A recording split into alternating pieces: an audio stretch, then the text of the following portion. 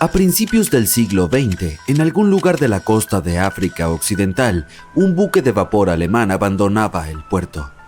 De repente, el tiempo empeoró. El barco entró en una espesa niebla y terminó encallado en un banco de arena cercano a la costa. Por suerte nadie resultó herido e incluso pudieron salvar su preciada carga, pero el barco quedó atrapado en la arena para siempre. Y no estaba solo.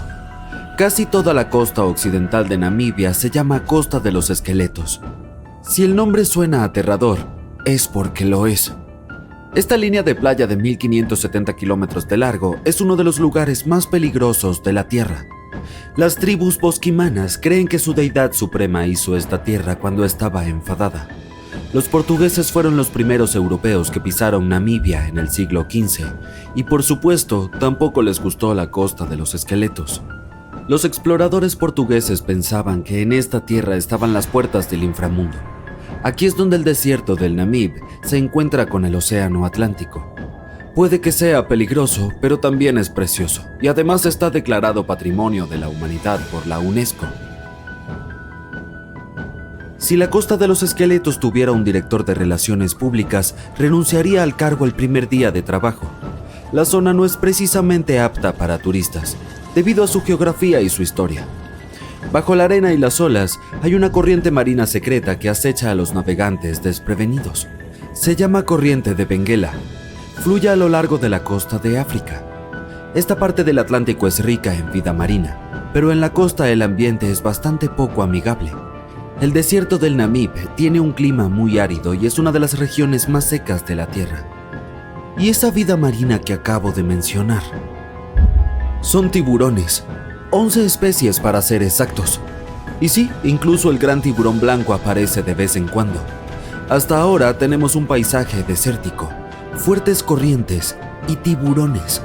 Definitivamente no es un lugar para pasar un día de picnic junto a la playa. Pero si alguien llega a la Costa de los Esqueletos, ¿se dará cuenta de que está en peligro? No te preocupes, lo sabrá. La playa está plagada de naufragios de todos los tamaños y formas. ¿Recuerdas el barco alemán que mencioné al principio? Su enorme y oxidada popa sobresale en la arena del desierto. Hay unos 500 naufragios en total esparcidos por la costa, desde galeones portugueses con siglos de antigüedad hasta barcos que llegaron aquí en el siglo XXI. Un pesquero llamado Seila India se soltó de su cable de remolque en 2008 y terminó en la Costa de los Esqueletos. Bueno, no se escapó solo, tuvo algo de ayuda de los elementos, pero es mejor ser una atracción turística en una playa que terminar destrozado y convertirse en chatarra. Allí es a donde el remolque se dirigía en realidad. Pobrecito. El habitante más famoso de la Costa de los Esqueletos es el Dundee Star. Este carguero británico encalló aquí en 1942. La enorme operación de rescate que siguió revela por qué esta zona es tan peligrosa para los marineros. Los rescatistas consiguieron salvar a toda la tripulación y a los pasajeros, pero a un alto precio. En el proceso se perdieron un avión y un remolcador. El último de los rescatistas tardó 2 meses en regresar a Ciudad del Cabo, Sudáfrica. ¿Por qué? Un vistazo al mapa de la región revela la razón. Existe un interminable mar amarillo, la arena. Aquí hay muy pocas carreteras, así que es difícil llegar a la Costa de los Esqueletos por tierra. También hay obstáculos legales. Se necesita un permiso especial para transitar por esta zona. Pero los esqueletos del nombre no solo se refieren a barcos, también representan huesos de animales. La mayoría pertenecían a ballenas y focas. Muchos animales se han adaptado a este hábitat, así que leones y hienas recorren las costas en busca de comida. Bueno, ahora también tenemos leones hambrientos, como si los tiburones no fueran suficientes. Otros animales con residencia temporal en la Costa de los Esqueletos son elefantes, guepardos, leopardos y jirafas. En 1971 las autoridades namibias crearon aquí un parque nacional, pero salvo por los surfistas que buscan un subidón de adrenalina, no recibe muchos visitantes. Se entiende por qué. El desierto del Namib es el más antiguo del mundo y tampoco es muy turístico. Quienes viajen a la región deben llevar protector solar y una chaqueta de invierno. Una combinación extraña, ¿verdad? Bueno, no tanto si se piensa que durante el día las temperaturas se disparan por encima de los 45 grados centígrados. Por la noche, la temperatura del aire desciende por debajo del punto de congelación, es decir, 0 grados. Menuda montaña rusa climática. Y ese no es el peligro final. Sí, hay más. ¿Recuerdas cómo se perdió aquel barco alemán en la espesa niebla? No fue un hecho aislado. Debido al clima de la región, la niebla aparece con frecuencia. Los marineros deberían taparse los oídos, pero esta niebla es buena para la fauna. Es su única fuente de agua en el desierto del Namib. Los reptiles y mamíferos se han adaptado a este duro clima y utilizan la menor cantidad de agua posible. Arenas movedizas, niebla espesa, fuertes corrientes, leones y tiburones. No es lo que se suele poner en los folletos turísticos, pero la Costa de los Esqueletos no es la única playa del planeta en la que no querrías pasar tus vacaciones. Te llevaré a Cape Tribulation, en Australia. La zona abarca unos 48 kilómetros cuadrados en el noroeste del continente, pero no es seca como la Costa de los Esqueletos. Forma parte de la selva tropical de Daintree. Aquí es la selva y no el desierto la que se encuentra con el océano. La playa de Cape Tribulation parece sacada de una postal, pero las apariencias engañan. ¿Australia? ¿Otra vez tiburones? No, aquí te esperan cocodrilos si decides darte un chapuzón en el mar. Son cocodrilos de agua salada, a los que se llama saltis. Es un bonito apodo para un reptil tan peligroso. Pero no están solos. La fauna parece tener un problema con los visitantes. De octubre a junio, las aguas que rodean Cape Tribulation se llenan de medusas de caja, también llamadas avispas de mar. Su veneno afecta al sistema cardiovascular humano. Si un nadador es tocado por una medusa, no tendrá tiempo de llegar a tierra para pedir socorro. El vinagre ayuda a neutralizar la picadura, por lo que conviene llevar una botella de repuesto en el equipaje. Los cocodrilos y las medusas suenan peligrosos, pero hay otro animal del que debes cuidarte. Se trata del jabalí. Puede sonar gracioso, pero no te reirás cuando te persiga uno por la playa. En Australia viven 21 millones de jabalíes. Son activos sobre todo de noche, lo que aumenta aún más el peligro de que uno de ellos se lance sobre ti en la oscuridad. La mejor defensa es correr en círculos. Los jabalíes no cortan bien las esquinas. Probablemente por eso no son muchos los que se dedican a las carreras. Cape Tribulation te tiene reservado un último peligro y no es un animal. Aquí hasta los árboles conspiran contra los visitantes. El árbol urticante tiene ese nombre por una buena razón. Si intentas agarrar una de sus hermosas bayas rojas, se defenderá. Sus púas son como pequeñas esquirlas de cristal. El efecto desagradable que producen en la piel dura un mes. Luego está el arbusto de la espera. Pero, ¿quién llama así a estas especies? Esta larga enredadera tiene pinches que te agarran y no te sueltan. Son tan fuertes que pueden tirar a un humano de un caballo. Tendrás que esperar a que alguien pase y te salve de este espinoso asaltante. Si estabas a punto de tachar esta playa australiana de la lista de vacaciones, espera un momento. Aquí el turismo está en auge. Las autoridades han restringido el acceso a todas las zonas peligrosas. Los visitantes se bañan en cascadas de ensueño rodeados de una exuberante vegetación. Incluso hay cuerdas para columpiarse. Esta sí que es una playa en la que uno puede relajarse. Hace 360 años, un enorme barco británico, el London, explotó en un estuario del Támesis. La tragedia cobró más de 300 vidas, incluyendo a los marineros y a sus seres queridos. Nadie sabe exactamente qué condujo a este desastre, pero los científicos finalmente están cerca de la verdad. Unos buzos encontraron accidentalmente un cañón de bronce bien conservado del barco. Este cañón, que estuvo enterrado en limo y arcilla durante siglos, podría tener todas las respuestas. El London fue un barco de servicio construido para la Armada de la Mancomunidad de Inglaterra. Partió en su primer viaje en junio de 1656. El barco desempeñó un papel crucial en la historia británica al formar parte de un convoy que fue a los Países Bajos en 1660 para recoger a Carlos II y restaurarlo en el trono. 5 años después, en marzo de 1665, estaba viajando de Chatham a Hope. Desde allí, el almirante John Lawson se suponía que debía llevarlo al mar, pero justo antes de llegar a la boya del Nowhere, la pólvora explotó repentinamente en el barco. Unas 25 personas que estaban en la cabina de popa y el camarote sobrevivieron, pero más de 300 se ahogaron. El barco se partió en 2 pedazos. Henry Bennett, el conde de Arlington, difundió rumores de que todo ocurrió por culpa de la pólvora barata y de baja calidad que había en el barco. Cuando los expertos de ese tiempo inspeccionaron el naufragio, concluyeron que los cañones todavía podían ser rescatados, pero el barco en sí era una pérdida total. Más tarde, cuando se recuperaron algunos de ellos en 1679, hubo un escándalo debido a que intentaron usarlos para saldar una deuda no relacionada. En 2005, los buzos redescubrieron el London. Para protegerlo, las autoridades portuarias incluso tuvieron que mover la ruta de navegación y un equipo de arqueólogos comenzó a trabajar explorándolo. Este naufragio es importante porque nos ofrece conocimientos reales sobre la historia naval inglesa. La visibilidad en el estuario del Támesis puede ser terrible. A veces ni siquiera puedes ver 50 centímetros delante de ti. Trabajar en el sitio también es muy difícil porque está en un entorno de mareas complicadas y en una vía marítima muy transitada, donde enormes barcos de carga pasan constantemente. Así que cuando de repente apareció un cañón clavado en el barro, significaba que las condiciones tenían que ser absolutamente perfectas. Los expertos creen que el hallazgo es de la era de la Commonwealth, fundido entre 1656 y 1657 y tiene un tamaño mediano de unos 2,5 metros de largo. Formaba parte de un conjunto especial hecho específicamente para el London y se colocó en la cubierta inferior del barco. Cada cureña de cañón del London era única, ya que todos sus cañones provenían de diferentes países y periodos de la historia naval. Los cañones grandes eran muy raros y extremadamente caros de fabricar, ya que requerían toneladas de bronce o hierro y debían ser fundidos individualmente. Por eso, la Marina a menudo tomaba cañones de barcos rivales capturados, viejos naufragios o buques retirados del servicio.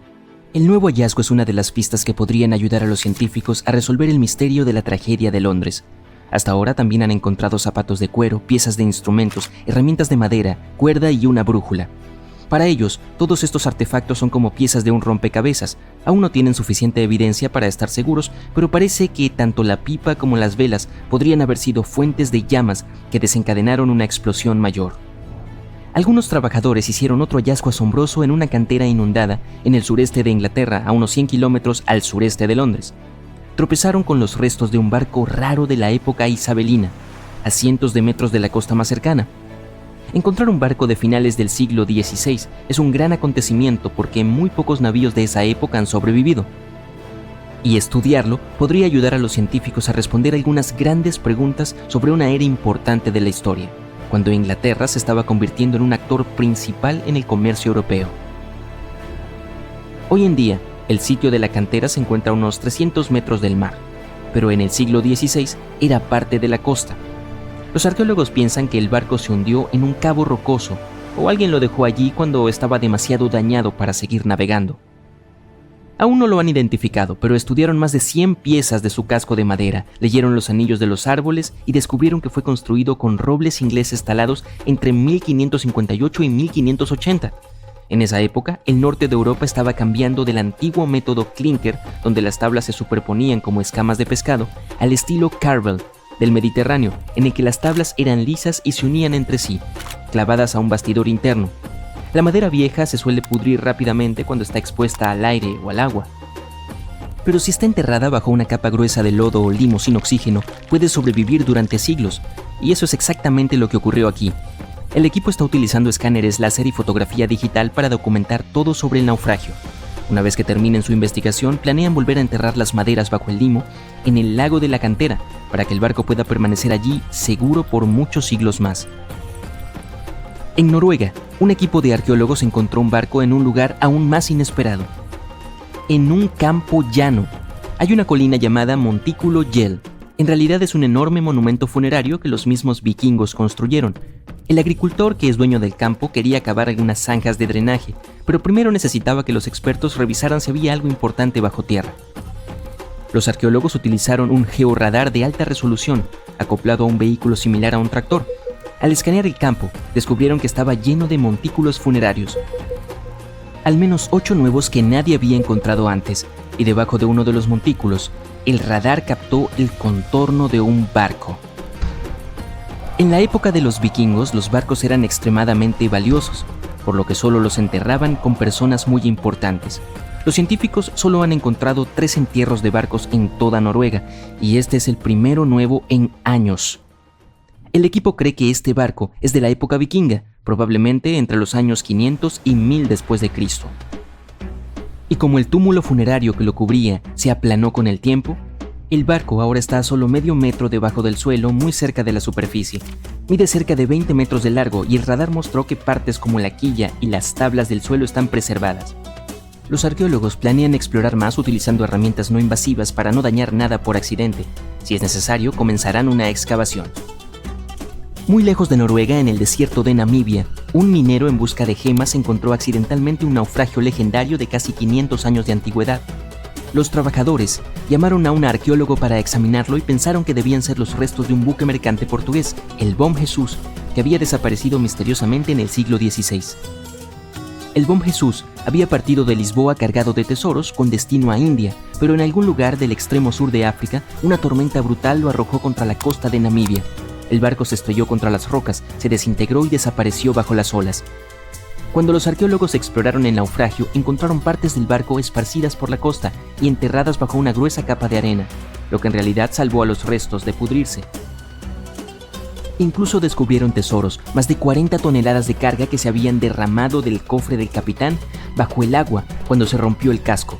Había cañones, espadas, telas, herramientas que los marineros usaban para navegar guiándose por las estrellas y lo más importante de todo, 1845 lingotes de cobre, piezas sólidas de metal que pesaban en total entre 16 y 17 toneladas. Los científicos pudieron incluso leer las antiguas marcas comerciales estampadas en los lingotes y revelaron así que fueron hechos por una rica compañía comercial alemana. Y luego estaba el gran premio, más de 2.000 toneladas de oro y plata de todo el mundo, Portugal, Venecia, Francia y los estados moros, además de 105 colmillos gigantes de elefante que pesaban cerca de 2 toneladas. Los colmillos probablemente iban camino a convertirse en artículos de lujo como joyas y finas tallas. Pruebas de ADN mostraron más tarde que el marfil provenía de elefantes del bosque y la sabana del oeste de África. Sin embargo, no encontraron muchos huesos, lo que significa que la tripulación o bien logró escapar o se perdió para siempre en el mar. Un arqueólogo portugués acaba de descubrir un montón de barcos hundidos llenos de oro, incluyendo un galeón español con 22 toneladas de oro y plata. Tanto oro hoy en día tiene un valor de unos 2.000 millones de dólares, y esta es la cantidad de un solo barco. El arqueólogo Alexandre Monteiro hizo este descubrimiento casi por accidente. Estaba estudiando algunos documentos cuando encontró información sobre un barco que desapareció en 1615 y decidió que quería encontrarlo. Después de muchos años, Alexandre no solo encontró esta embarcación específica. En realidad, descubrió 8.620 naufragios solo en las aguas de Portugal. De este número, 250 estaban llenos de oro, un descubrimiento que haría temblar a cualquier Jack Sparrow. La mayoría de estos barcos se hundieron por razones aburridas como el clima, pero a veces fueron destruidos en batallas que pueden haber sido épicas. Transportaban oro y otros tesoros del Nuevo Mundo hacia Europa y, por supuesto, todos querían su parte. Alexandre ha estado estudiando naufragios históricos durante 30 años, por lo que ha descubierto muchos barcos que se hundieron de maneras gloriosas. En 1816, por ejemplo, un barco de uno de los hombres más ricos de Portugal se hundió en Australia con la increíble cantidad de 66.000 monedas de plata. Este fue el primer barco de Portugal que se sumergió en las aguas de Australia. La mala noticia es que estos antiguos barcos hundidos, llenos de riquezas e historias épicas, no son tan fáciles de alcanzar. Están muy en el fondo del océano y cubiertos de arena. Igual podrías intentarlo, pero eso sería robar parte de la historia de un país, y eso no está bien, ¿verdad?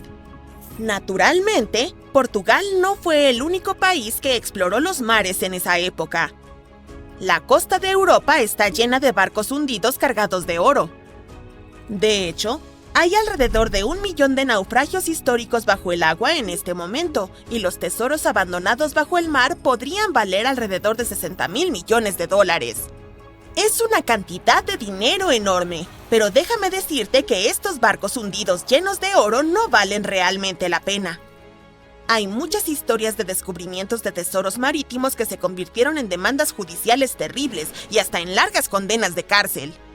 Nuestra primera historia comienza en 1746, cuando una violenta tormenta hizo naufragar un barco llamado Príncipe de Conti cerca de una isla de Bretaña. La nave estaba llena de té, cerámica y tenía 100 lingotes de oro. Por supuesto, los dueños del barco intentaron salvar el botín, pero si no es fácil ahora, imagina cómo era en el siglo XVIII. Pasaron más de 200 años para que la embarcación fuera encontrada. Finalmente ocurrió en 1975, cuando un grupo de franceses la descubrieron y decidieron llevarse casi todas las cosas valiosas que pudieron encontrar. Ahora bien, dije que estas cosas no valían la pena por una razón.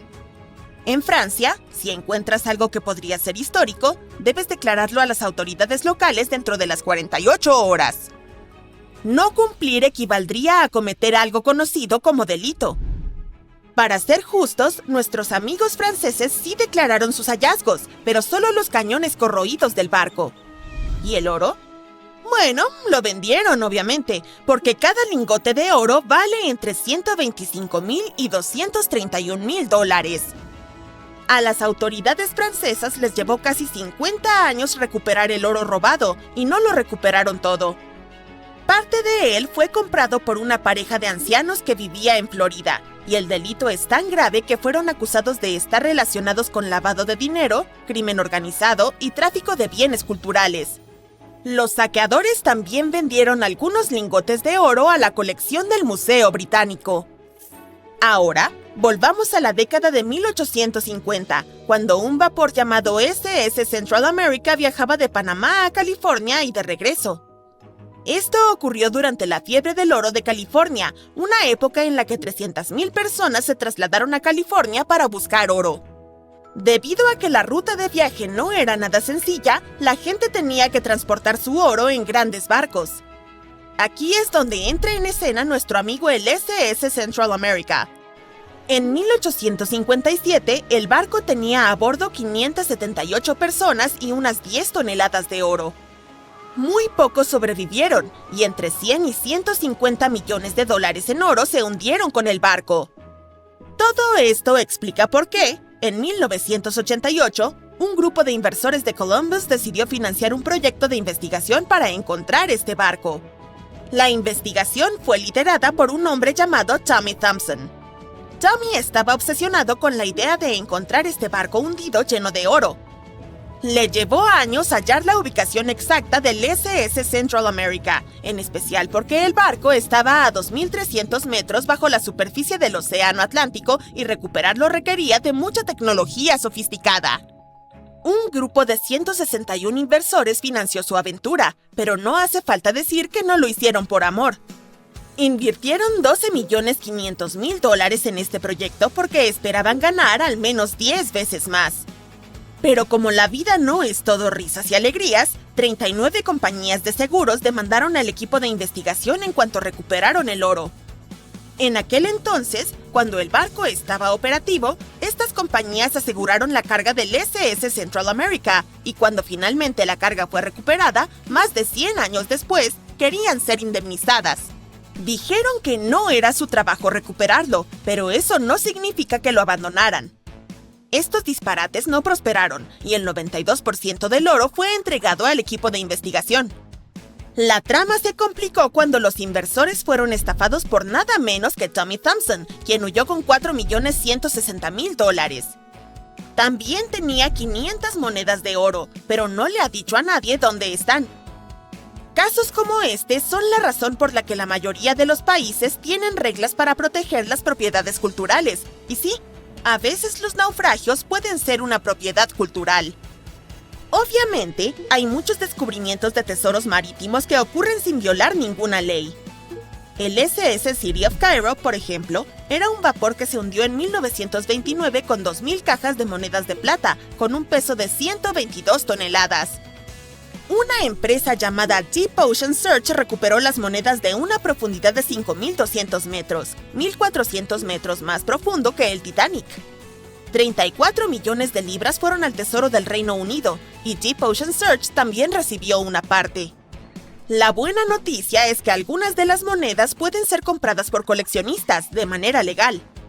Pagar por un tesoro es tal vez lo más cercano que se puede estar de un hallazgo arqueológico submarino. Sé que todo lo que hice fue destruir tus sueños de piratería, pero aunque saquear naufragios llenos de oro puede ser un delito en la mayoría de los países o simplemente imposible para nosotros meros mortales, no todo está perdido. Hay unos 770 billones de dólares en oro en el fondo del océano y no tiene dueño. Es como una mina de oro submarina, solo que el oro está en el agua. ¿Sabías que el agua del océano es salada, no? Bueno, el oro se mezcla con los minerales del agua, así que no es como si fueras a tropezar con una pepita de oro en la playa. Cada litro de agua de mar contiene 13,000 millonésimas de gramo de oro, y es muy difícil extraer esas diminutas partículas del agua. Pero eso no significa que no haya habido intentos, y, por supuesto, también ha habido engaños. En la década de 1890, un hombre afirmó haber inventado un aparato que extraía oro del agua de mar. Cuando consiguió suficiente dinero, huyó del país con el efectivo. Si realmente quieres obtener algo de oro, podrías intentar extraerlo del núcleo de la Tierra, que contiene 1,6 trillones de toneladas de oro. Hay 16 veces más oro en el núcleo de la Tierra que el que los humanos han extraído en toda la historia. No hay engaño aquí, ya que nadie se ha atrevido a llegar hasta allí todavía. Si los arqueólogos siguen descubriendo barcos hundidos llenos de oro por ahí, tal vez podamos hacer nuestros propios hallazgos de tesoros marítimos, o al menos ahorrar suficiente dinero para comprar algunas monedas de plata. Como marinero experimentado y primer hombre en navegar sin escalas por su cuenta alrededor de Norteamérica y Sudamérica, Matt Rutherford ha visto muchas cosas durante sus travesías, pero sin duda se destaca lo que presenció en 2013 mientras navegaba por las aguas del Atlántico con su colega. A unos 1.300 kilómetros de la costa de las Bermudas, no muy lejos del famoso Triángulo de las Bermudas, observaron un barco que parecía moverse solo. Las velas no estaban izadas y el motor no funcionaba. Los marineros decidieron comprobar si había alguien que necesitara ayuda a bordo, así que se acercaron al misterioso barco. Una vez allí, se dieron cuenta de que no había ni un alma viva a bordo. Rutherford empezó a grabar para documentar su descubrimiento. El barco parecía tan abandonado que esperaban encontrar cosas terroríficas en su interior, pero eso no detuvo a Rutherford en su búsqueda. La nave, que resultó llamarse Wolfhound, parecía lujosa y probablemente costaba cientos de miles de dólares. Era bastante extraño encontrarla flotando sola en medio del océano. Parecía que quien la había abandonado se había ido con prisa. Había ropa y otros efectos personales en la cabina principal. Algunas partes del techo se habían caído y algunos cajones se habían abierto. Los valientes marineros decidieron remolcar el barco fantasma de vuelta a las Bermudas. No fue fácil, porque el Wolfhound era más grande y pesado que su barco. Luego de varios días en el mar, la tripulación se estaba quedando sin combustible y le pidió a un carguero que pasaba por allí que se detuviera para echarles gasolina. Siguieron tirando del Wolfhound hasta que el cabo de remolque se enredó en el timón y se dieron cuenta de que podían quedar varados en el Triángulo de las Bermudas, así que tuvieron que abandonar el barco. Lo que realmente ocurrió y cómo terminó el Wolfhound en medio del océano seguirá siendo un misterio. Se rumorea que pertenecía a un miembro del Royal Irish Yacht Club. El barco realizaba su primer viaje de Connecticut a las Bermudas y luego a Antigua. Se vio envuelto en una terrible tormenta a unos 650 kilómetros de Delaware. Los vientos eran tan fuertes que el yate volcó 2 veces. Un carguero griego rescató a la tripulación. Abandonaron el barco con una baliza de emergencia encendida. Los tripulantes rescatados afirmaron que vieron que la nave se hundía, lo que no hace sino añadir más preguntas a la historia. ¿Cómo volvió a la superficie? ¿Tiene algo que ver el Triángulo de las Bermudas? El propio Cristóbal Colón informó acerca de la extraña actividad de la brújula en esta misteriosa zona cuando se dirigía al Nuevo Mundo. A pesar de las historias de más de 50 barcos y 20 aviones desaparecidos en la zona, sigue siendo una de las rutas marítimas más transitadas del mundo. Algunos escépticos creen que este dato resuelve el misterio del Triángulo de las Bermudas. Podría tener sentido, porque cuanto más transitada es la zona, más accidentes ocurren. Pero claro, no es el número de desapariciones lo que hace que el lugar sea tan misterioso, sino la falta de explicaciones y los restos perdidos para siempre. El primer barco confirmado que desapareció en el Triángulo de las Bermudas fue el USS Pickering. En 1800 zarpó de Estados Unidos rumbo a las Indias Occidentales. El buque navegó hacia el Triángulo de las Bermudas junto con su tripulación de 90 hombres. Desde entonces, nadie ha vuelto a saber nada de ellos. La explicación más aceptada es que el barco fue arrastrado por una tormenta, pero como nadie encontró restos del naufragio, nunca lo sabremos con certeza. El mayor buque que ha desaparecido en esta misteriosa zona fue el USS Cyclops. En marzo de 1918, con una tripulación de 306 personas, el USS Cyclops zarpó de Barbados rumbo a su hogar, en Baltimore. El barco pasó por el Triángulo de las Bermudas en su viaje y se desvaneció en el aire, o más bien en el agua. El Cyclops nunca envió ninguna señal de socorro y desapareció sin ninguna explicación y sin dejar rastros. El Triángulo de las Bermudas no es el único lugar del mundo donde desaparecen barcos o resurgen misteriosamente. Una de las historias más famosas de buques fantasmas es la del SS Vikimo. Este gran vapor de carga fue construido en Suecia. El 1 de octubre de 1931 quedó atrapado en el hielo. La tripulación decidió esperar y consiguió librarse al cabo de un par de días, solo para volver a quedar atrapada en menos de una semana. Esta vez no lograron salir. Un equipo de rescate acudió por aire para salvar a 22 de los miembros de la tripulación. Otros 15 se quedaron en un refugio de madera que construyeron no muy lejos del barco. Su plan era esperar a que pasara el invierno y volver a bordo. A finales de noviembre, una fuerte ventisca azotaba la zona. Cuando terminó, el Vikimo parecía haber desaparecido con la tormenta. El capitán consideró que debía haberse roto y hundido, pero unos días después, un cazador les informó que había visto el barco a unos 70 kilómetros de su campamento.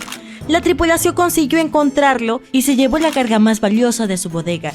Temían que el Vikimo no sobreviviera a aquel duro invierno, pero al final lo consiguió. Una vez desaparecido el hielo, se alejó flotando y terminó a la deriva por las costas de Canadá y Alaska. Mucha gente dijo haber visto el barco fantasma en alta mar. Algunos incluso intentaron abordarlo para salvarlo, pero el tiempo no lo permitió. La última vez que alguien vio el SS Vikimo fue en 1969, 38 años después de que su tripulación lo abandonara. Todavía podría estar a la deriva en algún lugar del océano.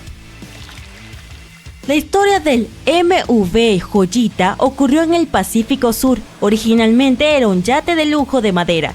Tras prestar servicio durante 20 años a varios propietarios, se convirtió en un buque mercante.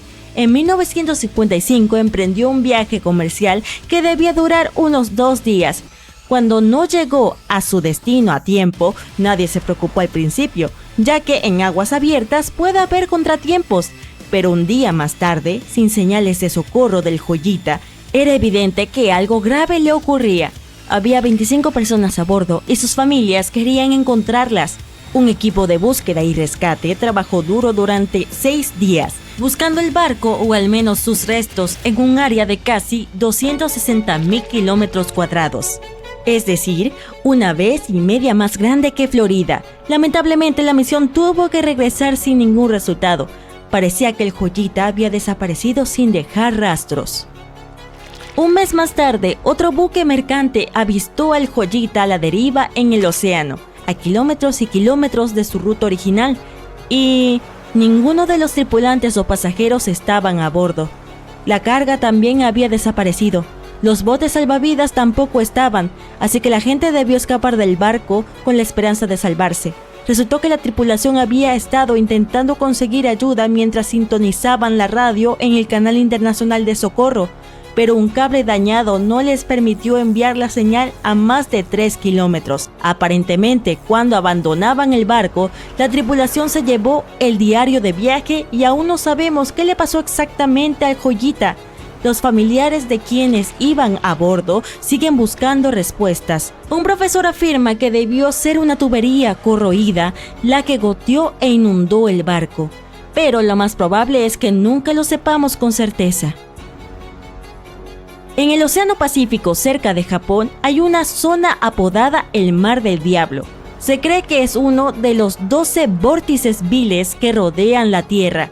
Algunas personas afirman que en los vórtices viles ocurren cosas extrañas porque la atracción de las ondas electromagnéticas del planeta es más fuerte allí que en cualquier otro lugar. El barco más famoso que desapareció en la zona fue un patrullero pesquero, el Kaio Maru número 5, en 1952. El buque se dirigió allí para investigar las naves que habían desaparecido anteriormente y se desvaneció junto con 31 tripulantes. Los científicos no creen que se trate de una desaparición misteriosa. Culpan a la erupción de un volcán submarino de lo ocurrido. No importa lo que pase, no te detengas. Estamos a punto de conseguirlo. 2 buscadores de tesoros están excavando la tierra congelada en un campo de maíz por la noche. Llueve intensamente, los rayos iluminan el cielo, pero estos 2 hombres siguen trabajando. Y ahora la pala golpea algo sólido. No puede ser, un cofre con un tesoro. Comienzan a cavar más rápido y encuentran una pieza del motor de un barco. ¿Qué es esto? Lejos de los mares y lagos, en algún lugar debajo de los campos de la ciudad de Kansas, hallaron un gigantesco barco hundido. ¿Cómo es posible? Ahora lo verás. Algunas personas pasan su vida buscando naufragios con tesoros bajo tierra. Uno de ellos es el explorador David Hawley. Ha estado buscando barcos hundidos lejos de los mares, ríos y océanos durante muchos años. Hace esto porque le gusta la sensación de aventura. Las bodegas de estos barcos a veces contienen cofres de oro, antigüedades y artefactos raros, y puedes conseguir mucho dinero por ellos. David dice que no es necesario adentrarse en el océano para encontrar un barco hundido. Pueden estar enterrados en tu patio trasero. Pero ¿por qué los barcos acaban bajo tierra entre campos, granjas y llanuras? Descubrámoslo usando el ejemplo del barco de vapor Great White Arabia. Según antiguos registros y recortes de periódicos, este barco transportaba alrededor de 200 toneladas de tesoros antes de hundirse en 1856. Muchos rumores y leyendas locales decían que el barco estaba oculto bajo tierra a unos pocos kilómetros al noreste de la ciudad de Kansas. Estaba allí porque la gente alteró deliberadamente el lecho y los canales del río Missouri en la segunda mitad del siglo XIX. Acercaron de manera artificial las orillas entre sí. Estrecharon el río para aumentar la velocidad del flujo, así los barcos podrían navegar mucho más rápido. En el siglo XIX, los barcos de vapor eran el medio de transporte de pasajeros y mercancías más popular. Antes de los ferrocarriles, extendieron la frontera occidental a través de los ríos Mississippi y Missouri y llevaron suministros a la gente. Por eso era tan importante aumentar la velocidad de su movimiento. Así, el 5 de septiembre de 1856, el Arabia navegaba por dicho estuario. Se encontró con un obstáculo que sobresalía del agua. Un trozo de madera inundó rápidamente el barco. Afortunadamente todos los pasajeros fueron evacuados, pero el vapor y su preciosa carga llegaron al fondo arenoso del Missouri en unos pocos minutos. Pasaron varios años, todos se olvidaron del barco. Durante este tiempo, el curso del río Missouri había cambiado, pero el Arabia permanecía en el húmedo y fangoso fondo. El nivel del suelo se iba elevando y la tierra perdía humedad. Finalmente, muchas décadas después, se formó un campo de maíz sobre el naufragio. En los años 80, un granjero era dueño de esta zona y no tenía idea de lo que estaba escondido en su territorio. David Hawley estudió con cuidado la historia de los barcos hundidos de los Estados Unidos. Sabía que cientos de barcos de vapor habían terminado bajo el agua en todo Missouri, pero sobre todo le interesaba el Arabia, ya que había rumores de que estaba lleno de oro y otras cosas valiosas. Los campos de maíz de Kansas eran vastos, pero David Hawley sabía cómo buscar. En 1987 comenzó a trabajar. Primero, junto con su hermano y su padre, recogieron todos los recortes de periódicos antiguos que pudieron encontrar. No solo buscaban información sobre el vapor, sino también mapas del río Missouri. Rastrearon sus cambios históricos, verificaron las fechas e identificaron una amplia zona donde el vapor se hundió. A continuación, utilizaron pruebas electromagnéticas y otros estudios geológicos para analizar el suelo y encontrar el lugar correcto. Buscaron diferencias en la humedad y la densidad del terreno. Luego recorrieron el territorio con potentes detectores de metal y así, para el otoño de 1988, habían determinado la ubicación del barco de vapor. El Arabia tenía el tamaño de una cancha de fútbol. Este gigantesco buque yacía 14 metros bajo tierra. Pero antes de comenzar a excavar, tuvieron que pedirle permiso al dueño del campo de maíz. Para el agricultor, esta noticia fue una gran sorpresa. Aceptó con la condición de que las excavaciones se completaran para la primavera, de modo que pudiera sembrar una nueva cosecha. Excavar un barco gigante en invierno es mucho más difícil y costoso que en otras estaciones. Incluye costos adicionales de equipamiento, electricidad y calefacción. El equipo trabajó día y noche. Financiaron las excavaciones con su propio dinero. Cada uno invirtió más de $10,000 y sacó un préstamo bancario. Finalmente notaron los primeros detalles del barco. Las palas golpearon las enormes calderas del motor y la cubierta. El objetivo se había logrado. La mayor parte de la carga que se encuentra dentro de los barcos hundidos está cubierta de óxido, caracolas, lodo y está gravemente dañada. Sin embargo, el contenido del Arabia estaba en excelente estado, considerando que el barco se había hundido hacía 130 años. Desafortunadamente no encontraron los cofres de oro. Sin embargo, obtuvieron varias toneladas de cargas valiosas como artículos domésticos de personas que vivieron a mediados del siglo XIX. Era una cápsula del tiempo. El barco transportaba suministros para cientos o miles de personas, y todas estas cosas estaban perfectamente conservadas. Por ejemplo, podían ver con claridad la marca estampada Goodyear Rubber Company en un zapato de goma. Mientras más se prolongaban las excavaciones, más cosas encontraban David y su equipo. En los barriles hallaron platos del siglo XIX, estaban intactos y utilizables. Además, había ropa limpia, miles de pares de zapatos, arpones, sartenes y paraguas. El barco transportaba mercancías para abastecer a unas 16 pequeñas localidades. Es cierto, no es oro, pero estos artefactos también son valiosos. El contenido del barco podría valer millones. Sin embargo, la tripulación no pensaba venderlo. Crearon un museo en el sitio de un antiguo mercado de frutas en Kansas. Si vas allí, de inmediato te sentirás como si estuvieras en una tienda del siglo XIX. Hay miles de artículos en buen estado. Incluso las cerillas están lo suficientemente secas como para encender. Le tomó a David muchos años presentar la colección completa del barco de vapor. Valora cada uno de los objetos y no quiere venderlos. Cualquiera puede venir aquí, pagar un boleto y encontrar un fragmento del pasado. ¿Quién sabe? Quizá también haya un viejo barco escondido en tu patio trasero, ¿no? En 2008, unos geólogos encontraron un barco antiguo en el caluroso desierto de Namibia. Navegaba en los días en que los piratas aterraban a los marineros, y ahora está dentro de una laguna seca. El barco zarpó de Lisboa en 1533 y desapareció junto con la tripulación cerca de una pequeña ciudad minera de diamantes. Después de casi 500 años, el casco estaba gravemente dañado. Solo quedaba el armazón del barco, pero el tesoro que estaba escondido dentro permaneció intacto. Estudiaron cuidadosamente el barco durante mucho tiempo, tratando de no arruinar nada. Y entonces, 5 días después, encontraron un gran cofre antiguo en la bodega. Al abrirlo cuidadosamente, hallaron monedas de oro. Así, el costo del barco se estimó en alrededor de $10 millones. La causa exacta del naufragio es desconocida, pero los expertos creen que el barco fue destruido por la carga pesada y el mal tiempo. Se hundió hasta el fondo, que después se convirtió en un desierto. Algunos encuentran un avión en su patio trasero, otros un barco, y un hombre halló en su casa un pasaje a una antigua ciudad secreta.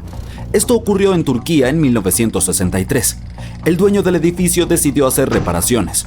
Fue a su sótano y derribó la pared para convertir este lugar en una sala de estar. Y así, detrás de una pared, encontró un túnel que conducía al subsuelo. El hombre pensó que era algún tipo de cámara secreta. Bajó y se dio cuenta de que era mucho más que eso. Se trataba de una ciudad antigua de 18 pisos de profundidad. Fue construida entre los años 780 y 1180 como refugio ante desastres climáticos y la invasión de enemigos.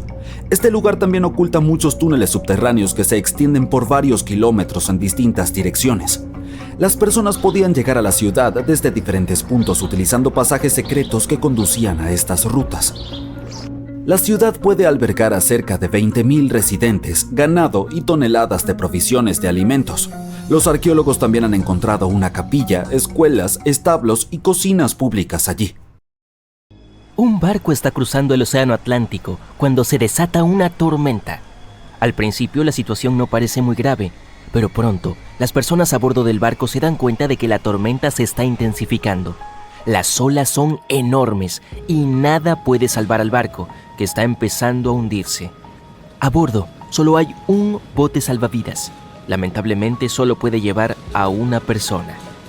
El capitán se encuentra en una situación terrible. Debe decidir a qué pasajero se le puede dar una oportunidad de sobrevivir. Y además del capitán hay 8 personas más a bordo. Algunas parecen encantadoras, otras parecen villanos, pero es posible que no se conozca la verdad hasta que sea demasiado tarde. El primer pasajero es Alex, un talentoso artista de 28 años. Acaba de tener su primera exposición internacional y no deja de presumir al respecto por todas partes. Él dice que sueña con inspirar al mundo con su arte, pero mencioné que es su hermano gemelo tímido quien pintó esas obras maestras y Alex simplemente le roba el protagonismo. La siguiente es María, de 23 años, quien está embarazada de 8 meses. Es bastante mimada, a menudo se comporta de manera irracional y trata mal al personal a bordo. Está viajando a casa para encontrarse con su esposo, pero él ignora que el niño no es suyo, sino de su mejor amigo, y ella le ha sido infiel desde siempre. Sin embargo, no podemos dejar que esta alma inocente perezca, ¿verdad? Ahora, a pesar de su aspecto descuidado, este científico de 65 años, el profesor Marcus, es un investigador líder en el campo de la terapia génica. Está trabajando en un avance que podría salvar millones de vidas, pero también tiene secretos ocultos. Han pasado 15 años desde que alguien vio a su esposa Judith.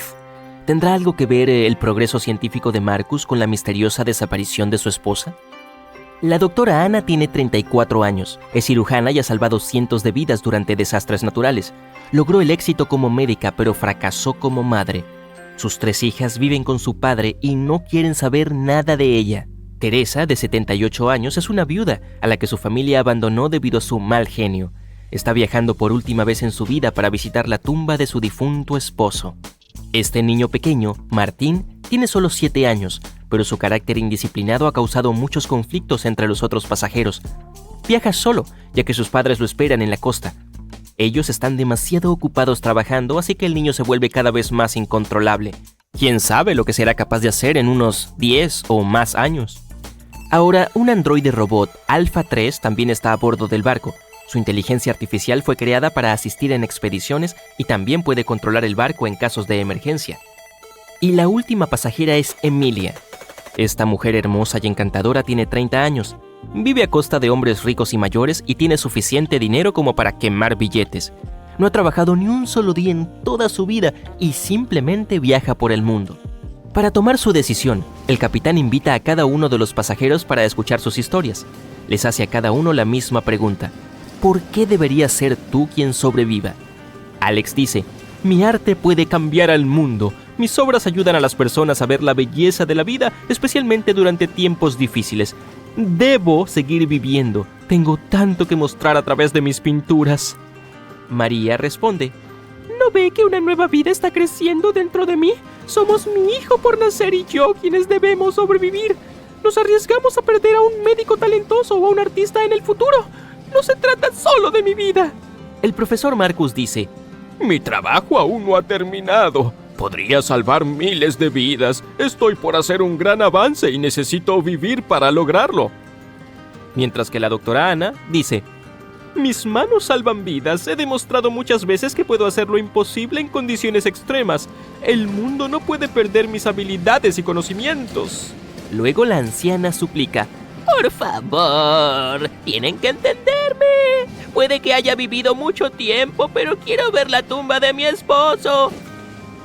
Mientras tanto, Martín dice: aún soy un niño. Mis padres me esperan en casa. ¡Quiero abrazar a mi mamá y a mi papá! Luego, Alpha 3 afirma que fue creado para servir y ayudar a las personas. Su capacidad para analizar situaciones y tomar decisiones racionales en situaciones de crisis puede utilizarse para prevenir futuros desastres. Y allí, Emilia afirma: mírenme, ¿acaso no tiene cada persona su valor único? Soy joven y bella y tengo mucho potencial, ¿no creen? El capitán está desesperado. ¿Cómo puede él, un simple mortal, decidir quién debe vivir y a quién debe quitarle esa oportunidad? Después de caminar de un lado a otro en su cabina y golpear las paredes con sus puños, decide evaluar el valor de los pasajeros y ver cuán útiles son. Alex puede influir en la sociedad a través de su arte, brindando inspiración para miles de personas que verán sus obras maestras, pero nadie sabe hasta dónde puede llevarlo su ego. Además, recuerda quién es el verdadero artista. Salvar a María significa salvar a su hijo no nato. Pero por más cínico que pueda sonar, la contribución de estas dos vidas al futuro de la sociedad no está garantizada. ¿Qué pasa si ese niño crece y se convierte en un criminal? El profesor Marcus ciertamente puede proporcionar beneficios significativos a la sociedad mediante su investigación científica, pero él no es joven. ¿Qué pasa si no vive lo suficiente como para terminar su trabajo? Ahora la doctora Anna es cirujana. Ya ha salvado muchas vidas y continuará haciéndolo en el futuro. Su habilidad para brindar asistencia médica inmediata en situaciones críticas la convierte en una de las candidatas más valiosas para la supervivencia, ya que puede salvar vidas de manera directa y constante. Al mismo tiempo, es una madre terrible y eso influirá en la vida de sus hijas. Teresa es historia y experiencia viva, pero lamentablemente su capacidad para seguir contribuyendo a la sociedad es limitada. En palabras simples, ella ya es mayor y no podemos saber cuánto tiempo le queda. Ahora Martín se encuentra en una situación similar. Tiene el potencial para llevar una vida larga y productiva, pero su contribución inmediata a la sociedad es limitada. Su supervivencia depende del potencial de contribución futura, que es difícil de estimar en este preciso momento. Alpha 3 puede proporcionar asistencia técnica valiosa y soporte funcional. Sin embargo, como robot, no contribuye directamente al bienestar humano. En cuanto a Emilia, a pesar de su belleza, sus logros son mínimos. Por otro lado, solo sale con personas adineradas y poderosas y, por lo tanto, tiene mucha influencia en la sociedad por sí misma. Ahora, desde la perspectiva de cuánto beneficio puede aportar cada uno de los pasajeros, salvar a la doctora Anna parece ser una de las elecciones más lógicas. Sus conocimientos y sus habilidades pueden salvar muchas vidas en el futuro, lo que significa el mayor bien para el mayor número de personas. Pero veamos la elección del capitán. Al final, después de escuchar a todos los pasajeros y ante la presión del tiempo, el hombre decide salvar a Emilia. ¿Puedes adivinar por qué tomó una decisión tan inesperada? Escribe tu respuesta en los comentarios. También puedes pausar el video para pensarlo bien. Muy bien, supongo que estás listo para que se revele la respuesta. Verás, a pesar de que cada pasajero presentó argumentos muy convincentes sobre por qué deberían ser salvados, al capitán le conmovió especialmente el encanto y la atracción de Emilia, y aunque había candidatos más lógicos en términos de utilidad y humanismo, el capitán sucumbió a sus sentimientos y preferencias personales, lo que influyó en su decisión. Sí, este acertijo ilustra que en la vida real las personas a menudo toman decisiones basadas en sus simpatías y preferencias en lugar de en la lógica o en el beneficio público. Esto se debe a que las emociones y las relaciones personales pueden tener una gran influencia en nuestra percepción de las situaciones y en la toma de decisiones. Aquí tienes un ejemplo real. Los gerentes de recursos humanos tienden a elegir a los candidatos que les agradan o con quienes tienen intereses comunes, y no importa que otros candidatos puedan tener experiencia o habilidades más adecuadas. Este fenómeno es conocido como el efecto de similitud. Y ahora tengo una pregunta importante para ti. ¿A qué pasajero salvarías? Comparte tu elección en los comentarios, pero me gustaría recordarte que no hay una respuesta correcta. Dos marineros estaban navegando no muy lejos del infame Triángulo de las Bermudas cuando notaron un barco que parecía moverse por sí solo. Sus velas estaban bajadas y el motor no funcionaba. Uno de los hombres era Matt Rutherford, el primero en navegar solo y sin parar alrededor de Norte y Sudamérica, quien vio mucho durante sus travesías. Pero esta situación era espeluznante incluso para él. Un bote terriblemente abandonado que podría estar ocultando cosas aterradoras en su interior. Aún así, Rutherford decidió acercarse a inspeccionar la embarcación para ver si había alguien a bordo que necesitara ayuda. Esta historia ocurrió en 2013, pero los marineros esperaron 10 años antes de publicar las imágenes que tomaron. El barco fantasma, que resultó llamarse Wolfhound, parecía ser de gama alta y probablemente costó cientos de miles de dólares. Parecía que quien lo abandonó se fue con prisa. Había ropa y otras pertenencias por toda la cabina principal. Algunas partes del techo habían caído y varios cajones estaban abiertos. Rutherford tenía miedo de abrir puertas y compartimentos, así que buscó cuidadosamente por el bote paso a paso y, por suerte, no encontró personas que necesitaran ayuda. Los marineros decidieron remolcar el barco fantasma de regreso a Bermudas. No fue fácil porque el Wolfhound era más grande y pesado que su embarcación. Después de días en el mar, la tripulación estaba quedándose sin combustible y le pidió a un carguero que pasaba que se detuviera y le suministrara un poco de gasolina. Continuaron tirando del Wolfhound solo con la fuerza de las velas hasta que la cuerda de remolque se enredó en el timón y se dieron cuenta de que podrían quedar varados en el Triángulo de las Bermudas. Así que tuvieron que abandonar el barco. Después de otros 23 días en el Atlántico, finalmente llegaron a Bermudas. Como se supo más tarde, el misterioso barco fantasma le pertenecía a un miembro de un club de yates irlandés. Se topó con una tormenta con olas de 6 metros de altura y vientos muy fuertes que le impidieron continuar su travesía. Una embarcación de carga griega rescató a la tripulación, pero tuvieron que abandonar el bote. Rutherford y su equipo encontraron el yate 9 semanas después. El Wolfhound es uno de más de 50 barcos y 20 aviones que han desaparecido en el Triángulo de las Bermudas desde mediados del siglo XIX. El primer barco, al menos oficialmente documentado, fue el USS Pickering. Partió de Delaware hacia las Indias Occidentales en 1800. Había 70 personas a bordo. Desde entonces, nadie volvió a saber de ellos. Y quizá nunca sepamos qué les ocurrió exactamente ni dónde se encuentra el barco ahora. La embarcación más grande que ha desaparecido en esta misteriosa área fue el USS Cyclops. En marzo de 1918, llevando una tripulación de 306 personas, este zarpó de Barbados con rumbo a su hogar en Baltimore. Llevaba a bordo toneladas de mineral de manganeso denso, que se utilizaba en la fabricación de acero. Algo sucedió durante su viaje de 9 días, cuando pasaba por el Triángulo de las Bermudas. El último mensaje del Cyclops decía: clima despejado, todo bien. Pero luego desapareció para siempre, sin siquiera emitir una señal de SOS.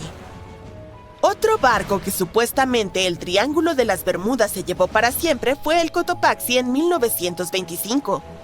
Estaba cargado con carbón y tenía una tripulación de 32 personas a bordo. Su viaje debía ir de Charleston, Carolina del Sur, a La Habana, Cuba. Pero algo salió mal y la embarcación desapareció. Recientemente, científicos descubrieron que el Cotopaxi yacía en el fondo del océano, a unos 56 kilómetros de San Agustín, Florida. Los buscadores que solían bajar hasta el naufragio apodaron este lugar como Naufragio del Oso, pero no se dieron cuenta de que estaban explorando los restos del Cotopaxi. Uno de ellos, Michael Barnett, había intentado identificar el naufragio durante más de 15 años. Midió cuidadosamente diferentes partes de los restos que habían sobrevivido bajo el agua con su equipo. Cuando compararon estas mediciones con los antiguos planos del Cotopaxi, vieron que todo coincidía perfectamente. El tamaño y la posición de las calderas eran exactamente como se describían en los planos. Esto les ayudó a confirmar que habían encontrado el Cotopaxi. Y parece que no hubo nada misterioso en su desaparición. Fue una combinación de mal mantenimiento, descuido y mal tiempo. Muchas de las escotillas utilizadas para acceder a la bodega donde se almacenaba el carbón estaban rotas o faltaban. Esto significaba que si el barco encontraba una tormenta, el agua entraría fácilmente en la bodega de carga y la embarcación se volvería inestable y se hundiría. Mientras el Cotopaxi navegaba frente a la costa de Florida, se topó con una tormenta tropical. Justo antes de desaparecer, envió una llamada de auxilio. Estaba cerca de San Agustín, por lo que todas las piezas de rompecabezas se encajaron en un solo lugar. La gente ha ideado todo tipo de teorías para explicar lo que podría estar sucediendo en el Triángulo de las Bermudas. La más descabellada es que naves espaciales de otros planetas están llevándose estos barcos y aviones. O tal vez tenga algo que ver con la ciudad perdida de Atlántida, una legendaria urbe submarina. Pero también existen explicaciones más racionales, como el hecho de que esta área a menudo experimenta climas salvajes e impredecibles, con tormentas repentinas y trombas marinas. Durante cientos y cientos de años, los marineros han contado historias sobre enormes olas gigantes que parecen surgir de la nada en el océano abierto. En el pasado sonaba como un cuento, pero en los últimos 20 años, los satélites han detectado estas olas anómalas. Algunas de ellas han superado los 30 metros de altura. Las tormentas provenientes del Golfo de México pueden impactar el área del Triángulo de las Bermudas y generar olas muy agitadas e impredecibles. Científicos construyeron un modelo del USS Cyclops y lo pusieron en un simulador de olas. Dicen que incluso una ola gigantesca de 15 metros de altura sería suficiente para volcar esa nave. Tenía un fondo plano y era menos estable y más propensa a volcarse. También hay muchas colinas y profundos valles en el fondo del océano, lo cual puede ser peligroso si un barco no navega con cuidado. A veces, las cosas pueden salir mal con los motores, los sistemas de comunicación u otro equipamiento. Si un avión o embarcación tiene un problema mecánico lejos de la Tierra, puede ser realmente difícil obtener ayuda con rapidez, en especial si los equipos de rescate están lejos. El Triángulo de las Bermudas también tiene anomalías magnéticas, por lo que en algunas partes de él, las brújulas pueden apuntar en la dirección equivocada. Y luego están los errores humanos, como calcular mal las distancias, tomar giros equivocados o no escuchar con atención las instrucciones. Esto es lo que le sucedió al vuelo 19, un grupo de aviones que desapareció. El líder de la travesía, el teniente Charles Taylor, decidió volar hacia el mal tiempo sin todo el equipo necesario. Además, estaba cansado, por lo que le fue realmente difícil tomar buenas decisiones. Las desapariciones en el Triángulo de las Bermudas no ocurren con más frecuencia que en otras partes del Océano Atlántico, donde viajan muchos barcos y aviones. Simplemente atraen más atención y comentarios. Aún no encontrarás el Triángulo de las Bermudas en ningún mapa y no tiene fronteras oficiales. Así que tal vez nunca podamos resolver su misterio porque no podemos estar seguros de que realmente exista. Pero tal vez deberíamos preocuparnos por otro Triángulo de las Bermudas, el que está en el espacio. Este no hace que las cosas desaparezcan por completo, pero causa interferencias con los equipos de las naves espaciales, provoca fallas y hace que las cosas dejen de funcionar por un tiempo. El Triángulo de las Bermudas del Espacio, más conocido oficialmente como la Anomalía del Atlántico Sur, SAA, es un área única sobre la Tierra que se extiende por partes de América del Sur y África, desde Chile hasta Zimbabue. Se ubica justo donde una parte del escudo magnético terrestre es más débil de lo habitual. Cuando un satélite pasa por esta área, miles de partículas de alta energía, especialmente protones, impactan cada centímetro cuadrado de este cada segundo. Para mantener los satélites seguros de esta radiación, las agencias espaciales a menudo los ponen en modo de reposo cuando atraviesan el SAA. El telescopio espacial Hubble atraviesa el SAA alrededor de 10 veces al día y pasa aproximadamente un 15% de su tiempo en modo de suspensión debido a esta anomalía. Incluso los astronautas en la Estación Espacial Internacional, EEI, que también viaja cerca de esta zona, deben tener cuidado con la radiación. Partes de la EEI, como la cocina y las áreas de descanso, cuentan con protección adicional.